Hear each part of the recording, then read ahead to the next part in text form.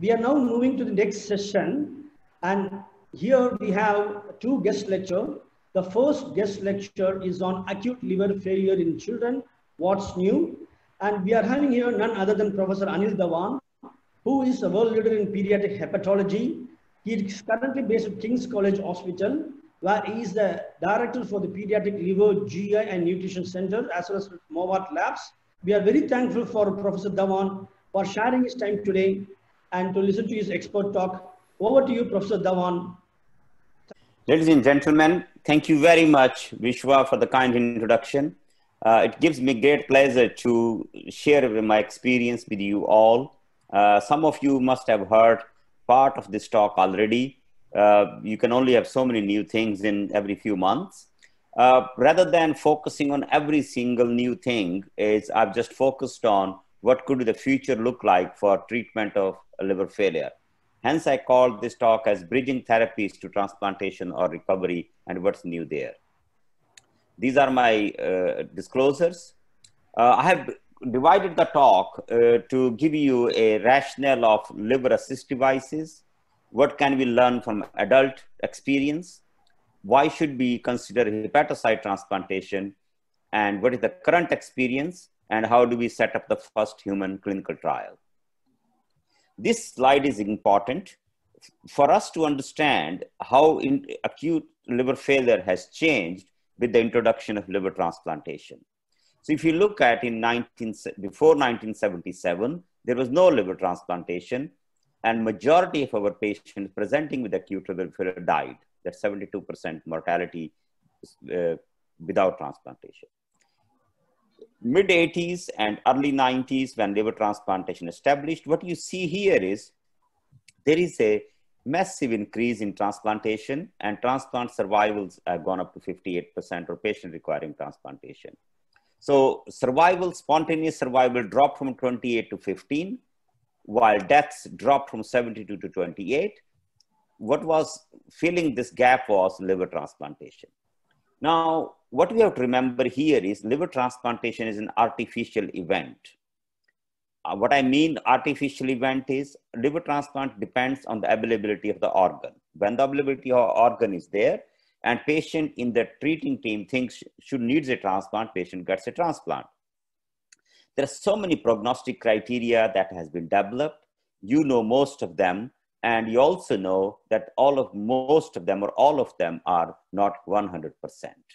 What we saw in 1990, 2004, again, drop in liver transplantation. I think it was mainly because rationalization, not everybody walking into a hospital was getting a transplant, and spontaneous survival improved. What we have seen recently in the last decade is spontaneous liver survival is going up to 75%. That casts a doubt on our ability to predict who is going to die without transplantation or going to survive without transplantation. It's an extremely difficult task, but nonetheless, that's our job is. So what determines survival or death in a patient with acute liver failure? What determines survival and death is a competition between regeneration and necrosis. This is an example of natural liver, first model of human liver regeneration, where Prometheus' liver kept regenerating after the vulture was eating his liver away. But he wasn't a healthy man. I'm sure he died subsequently, but he's continued to be there for several days. Now, if you want to bring in basic science into acute liver failure, on the left-hand corner, what you find is a liver removed from a patient with acute liver failure. And what you find is the green things, these nodules are the regenerative, while this one is the necrosis. And there is a balance between the two activities, which overtakes the other. Gradually, every liver has a go at regeneration. And what you find is this liver has a high potential of regeneration if this patient survived a few more weeks. What's determining this is at the G level, G0 level, when the cells are there, there's a priming of the cells by quite a few cytokines. We don't quite know many of them, but we do know TNF-alpha and IL-6 can prime it, and cells can go into a cell cycle phase, means regenerative phase. But this regeneration is terminated by TGF-beta and activin, but there are so many other molecules that we don't know. This is to keep it in mind that there is a constant dynamics between regenerative and necrotic factors, and it depends on the dynamics which takes over will determine the outcome. The important thing for you to remember here is when we talk about liver regenerative therapies in terms of liver assist devices, those assist devices are non-selective, and they're going to remove all these cytokines and I know what the balance will be left in the end. So this is just to set a stage of a toxin hypothesis of acute liver failure. Any event that causes liver injury, it could be infection, intoxication, ischemia, or other.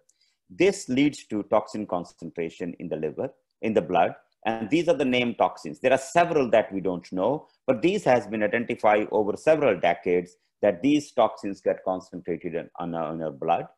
And these toxins are responsible for what we find is a syndrome of acute liver failure. We all know by now, acute liver failure is not one disease. It's not one dysfunction of liver. It is a multi-organ dysfunction, and it leads to multi-organ failure. And hypathogenesis is that presumption is that all these toxic metabolites leads to dysfunction of brain, kidney, cardiovascular, bone marrow suppression, immune system, and liver as the central organ of talk. And this is a vicious cycle. It continues. So common sense would be, can you do something to stop these things, creating this secondary cycle of organ dysfunction? And things will come, can you do some kind of dialysis? So we reviewed pediatric literature in 2017, and we divided that liver support system could be divided into artificial liver support and bio-artificial liver support. You have to be mindful of the word bio here. Bio means we are looking at a synthetic function that's provided, while in the artificial liver, it's mainly the detoxification function that's carried out. Most common things that you've already come across and must have used is Mars system or plasma exchange, where you are moving all those molecules that we talked about. In the bioartificial system, you are introducing a bioreactor, which could be human hepatocyte bioreactor, or it could be porcine-derived hepatocyte-derived vector. To give you an idea of what we use as assist devices, a simple CVVH, continuous veno-venous hemofiltration, is one. What you have to remember, it's a convection-based system, and it removes medium to large size molecules. When you put a dialysis filter into it, it's a diffusion system, and it will remove small to medium size molecules. If you go for something like plasmapheresis, it will take everything, all even small and large molecules, other than the cells like lymphocytes. But other than that, it will remove everything. What we have to be mindful here is that what you are removing may be a good thing. Hence, these systems may not work for everybody. CVVH is pretty safe because it gives you very good fluid and electrolyte balance. And most of our patients at King's College Hospital, CVVH is the mainstay of treatment.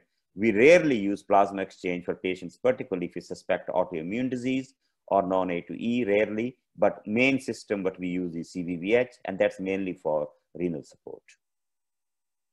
Now, lots of devices have come, and some we believe very strongly, but if you look at the evidence very critically, then it's a disappointing picture. So ELAD RCT, this was a randomized controlled trial in acute alcoholic hepatitis, 203 patients, 96 received 3 to 5 days of ELAD therapy, 117 received standard medical therapy. So pretty much matched group. What you find here disappointingly is that survival is 52% in both groups. So it didn't really change the outcome. There was an improved survival, trend to improved survival in patients who had a MELD score of 28. So very select group of patients.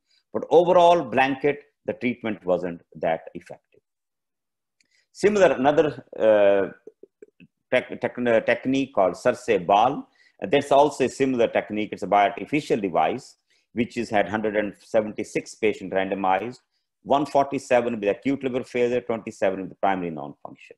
Endpoint was 30 days survival with or without liver transplant. And mean, they got about 2.3 treatment, 2.9 per patient. A range was 1 to 9.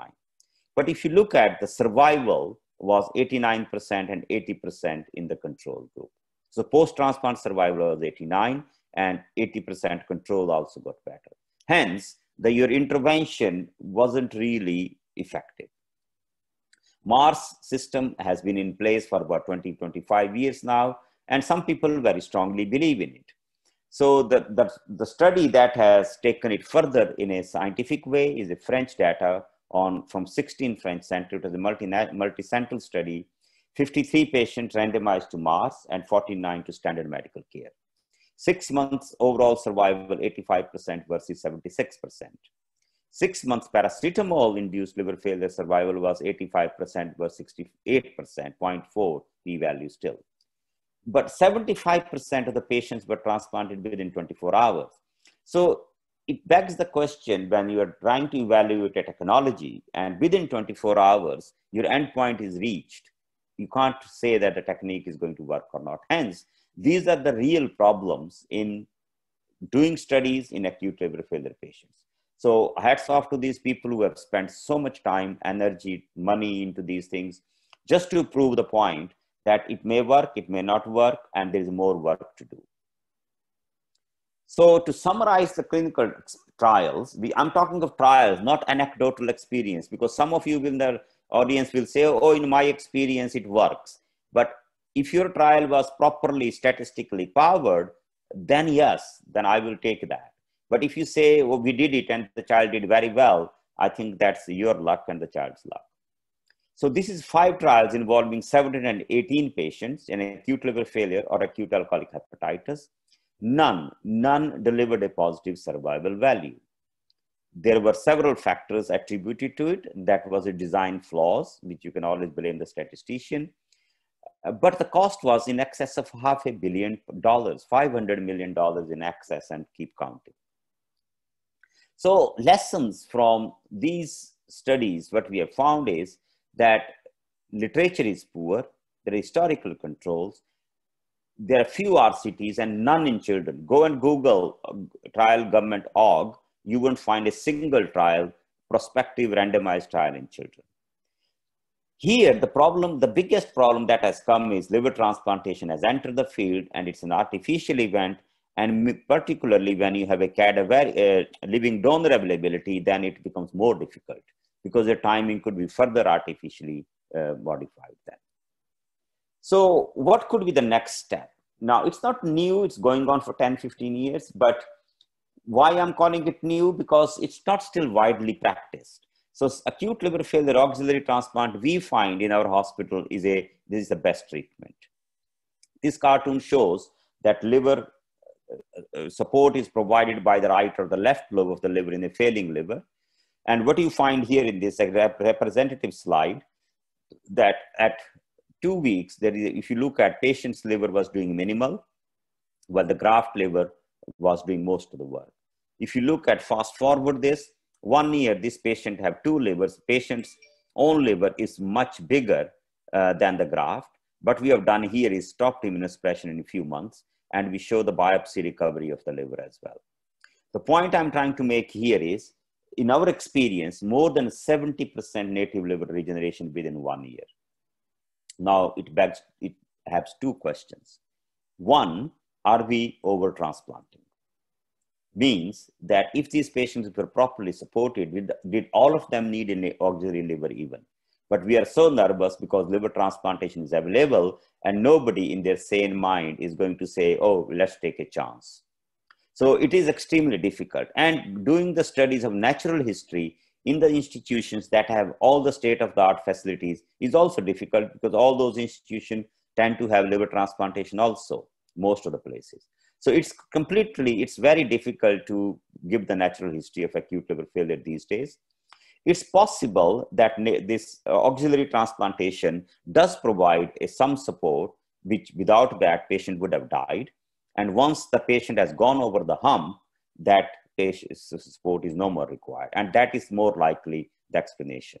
Because some of their centers, the big ones, have done the natural history studies and still has shown high mortality of acute liver failure. So once you have done the auxiliary transplantation, that means you're not replacing the whole liver, a part of it. Then the next question comes, can you get away with a smaller number? And will that be human hepatocyte transplantation? Because human hepatocytes are a functional unit of liver function. anytime we start with animal data, and that's a large animal model. It's a immortalized hepatocytes given to in liver failure pigs. And what you find here is the pigs that received either immortalized or non-immortalized cells, they both had a survival compared to the ones who did not. So it's a large animal model, which is very difficult to treat these studies, but does give you a proof of concept that hepatocyte transplantation could change the outcome of these patients. To do hepatocyte transplantation, you need a laboratory which can produce material for human consumption, or we call it good manufacturing laboratory. The process of isolating cells is quite crude. It's collagenase-based digestion of the liver. The cells are converted into a cell soup, and you can see these soups, they're suspended cells in this solution. We can cryopreserve that, and this is the functionality of the test cells tested in a very crude way. So this is trypan blue. Trypan blue, the blue cells are the dead ones, and these are the alive ones. So what should be the prerequisite when you consider hepatocyte transplantation for acute liver failure? I think what we need is a synthetic and detoxification function for a few weeks. Detoxification function is easier to achieve because of dialysis or CVVH. Can we offer this therapy without immunosuppression, because these patients are already sick and you don't want to give them more immunosuppression? And also, can we deposit these cells or transplant these cells in a site that is accessible in a patient with severe coagulopathy? So options were liver, spleen, peritoneum. Liver is quite difficult to access. It's easy in one hand, but it could have a bleeding. Same is spleen, but peritoneum we think is a site of choice. So in 2005, we started our project on this and looking at putting hepatocytes in beads. They are covering with alginate. And the methodology is that we isolate cells from these livers that are not used for transplantation. We put them through this processor, which gives us these beads. Each bead has about 300 to 400 cells in each. And before we go any further, we have to do a lot of regulatory work or biochemical data to prove that these cells are alive, these cells are functional, these cells produce detoxification and synthetic function. So this is the detoxification function, this is urea synthesis, and this is synthetic function, that is factor 7 production by these cells. Once you have done that, you can look into this 3D confocal microscopy, which shows that in the bead, the cells are uniformly distributed. The red ones are the dead ones and the green ones are the alive ones. So in other words, these beads are having these cells equally distributed. The cells subsequently are deposited in the peritoneal cavity, and the work we have done on a lot of immune system is there is immune downregulation rather than upregulation in these patients. And we didn't see any immune markers upregulated. There's a lot of immune data we have to produce to show that there is no immune reaction created in the peritoneal cavity. This is the procedure, which is very simple. You all do peritoneal taps. It's like that, putting a small 18 gauge or 16 gauge Venflon into the peritoneal cavity. You can inject an ultrasound guidance. You can see this starry sky appearance of these beads suspended. Now, these two slides are very important. So these are the slides, these are the cells, beads, which the patient was given. And then this patient had a liver transplant, and we have to recover the beads. And that time, you could see that these beads are still maintain their function. We also have data from a patient who was up to 6 months after and who survived without liver transplantation. And we were able to demonstrate the functionality and structural integrity of these beads were maintained in the peritoneal cavity. Sorry to interrupt, 2 minutes more, sir. Thank you. Okay. So what we have done is we have done these 8 babies, and we have shown a 50% native liver survival. These children were on a waiting list for liver transplant because that we couldn't deny a transplant if the transplant became available. It's possible that some of them may have survived more, but this is the data at the moment. But nonetheless, this data is 50% native liver survival is more than 80% mortality. You would ask me, why does it work? There's no easy way to prove it, but if you look at this animal data experiment we did simultaneously, we put human cells into this rat, and what we found is that we could demonstrate the human albumin and human alpha-1 antitrypsin in the rat blood. So indirect proof of concept that molecules as big as albumin can transfer from the beads into the peritoneal cavity into the blood circulation. Going forward, we are looking at transplanting mesenchymal cells, stromal cells, and hepatocytes together to improve viability, functionality, and attachment. We have published this long time back that it does work.